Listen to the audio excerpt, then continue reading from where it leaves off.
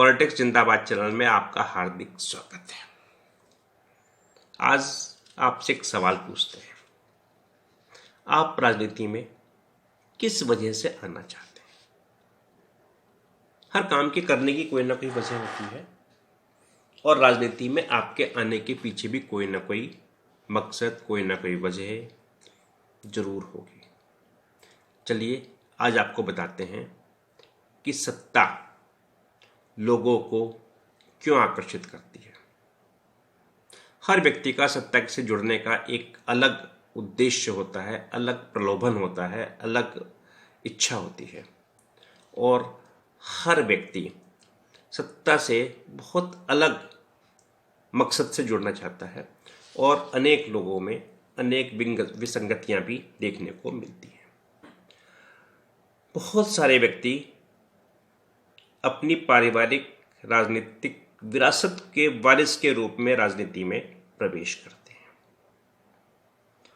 उनके लिए ये एक पारिवारिक प्रोफेशन जैसा हो जाता है। कुछ व्यक्ति अपने मन में चल रही विशिष्ट विचारधाराओं को पोषित करने के उद्देश्य से राजनीति में आते हैं। वो विचारधाराएं उनकी सामाजिक भी हो सकती हैं, जातीय भी हो सकती हैं, धार्मिक भी हो सकती हैं, विविध प्रकार की हो सकती हैं। और कुछ लोग तो अपनी व्यक्तिगत आकांक्षाओं को पूरा करने के लिए भी राजनीति में आ जाते हैं। कभी कभी ऐसा भी होता है कि कोई राजनीतिक दल या दल का एक समूह अपने किसी चुनावी उद्देश्य को पूरा करने के लिए किसी व्यक्ति को राजनीति में आमंत्रित कर लेते हैं। इनमें ज़्यादातर खिलाड़ी, अभिनेता या कुछ इस तरह के व्यक्ति होते हैं जो जिनसे लगता है कि हमारा कोई उद्देश्य हल हो रहा होगा। बहुत बार अनेक लोगों को दांव पे लगाने के उद्देश्य से भी कुछ राजनीतिक दल अपने दल में शामिल कर लेते हैं। कुछ लोग राजनीति में अपने व्यावसायिक उद्देश्यों की पूर्ति के लिए भी आते हैं, परंतु ऐसे लोगों की संख्या बहुत कम होती है, क्योंकि जो सफल व्यावसायिक व्यक्ति होता है वो इस चीज को जानता है कि मुझे सत्ता से कैसे काम निकालना है, तो वो सत्ता के साथ उलझने में विश्वास नहीं करता। परंतु तब भी बहुत सारे छोटे मोटे बिजनेसमैन ऐसे होते हैं जो राजनीति में अपने व्यावसायिक उद्देश्यों की पूर्ति के लिए आते हैं।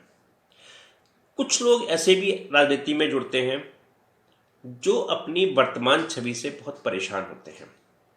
वो उनकी छवि आपराधिक प्रवृत्ति की छवि भी हो सकती है, वो उनकी छवि एक दूषित व्यवसायी की हो सकती है, वो उनकी छवि बहुत नेगेटिव भी हो सकती है और वो चाहते हैं कि मैं अपनी जो नेगेटिव छवि है उसको मैं पॉजिटिव में कन्वर्ट करूं और उसके लिए वो राजनीति में प्रवेश कर जाते हैं। और वो भले ही चुनावी राजनीति में ना आए, परंतु उन्हें लगता है कि हम लोगों को एक राजनीति का आवरण मिल गया और लोग उन्हें राजनीतिज्ञ के नाम से जाने। इस तरीके के भी व्यक्ति लोग राजनीति में आते रहते हैं।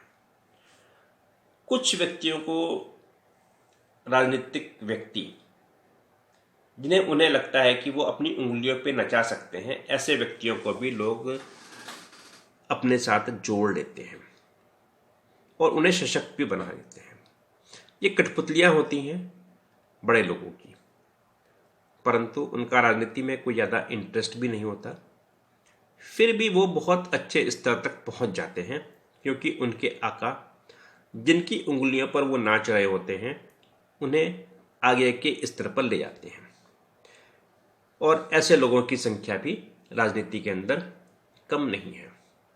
और कुछ लोग ऐसे भी होते हैं जो परिस्थितिवश राजनीति के अंदर एंटर कर जाते हैं। उनका राजनीति में आने का कोई उद्देश्य नहीं था और ना उन्हें कोई राजनीति में आने के बारे में उन्होंने कभी सीरियसली सोचा था, परंतु एक जिंदगी में उन्हें मौका मिला और वो राजनीति के अंदर एंटर कर जाते हैं।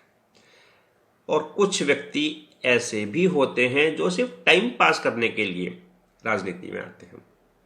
उनका ना राजनीति में कोई इंटरेस्ट होता है और ना राजनीति को उनकी जरूरत होती है। परंतु कई बार बिल्ली के भाग से छीका भी टूट जाता है। मित्रों, बहुत कम ऐसे भी व्यक्ति होते हैं जो स्वरोजगार या समाज सेवा के उद्देश्य से राजनीति में आते हैं।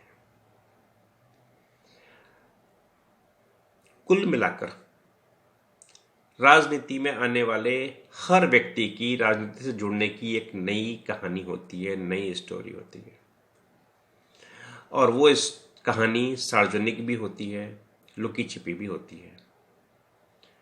परंतु आपके राजनीति में आने की वजह कुछ भी रही हो, परंतु यदि आप राजनीति के अंदर एंटर कर जाते हैं तो आपको अपने मन के अंदर एक भावना को बहुत अच्छे से बैठा लेना चाहिए। अब आप उस पायदान के ऊपर हैं जहां यदि आपके प्रयासों ने आपको समर्थन दिया तो आप बहुत लोगों की जिंदगी में बहुत बड़ा कमाल करने की स्थिति तक पहुंच सकते हैं। इसलिए आपको तुच्छ उद्देश्यों से ऊपर उठकर बड़े उद्देश्यों की तरफ जाने के बारे में सोचना चाहिए। संभव है जब आप राजनीति में आए हों तब आप बहुत छोटी छोटी बातों को सोच कर आए हों, जैसे कि मैंने अभी आपको बताई है। परंतु यदि आपने राजनीति में आ गए हैं, आगे बढ़ गए हैं, तो आपको अपने उद्देश्यों को बड़ा बनाना होता है। आपको एक नए क्षितिज की तलाश करनी होती है। आपको एक नए आकाश की ओर देखना होता है।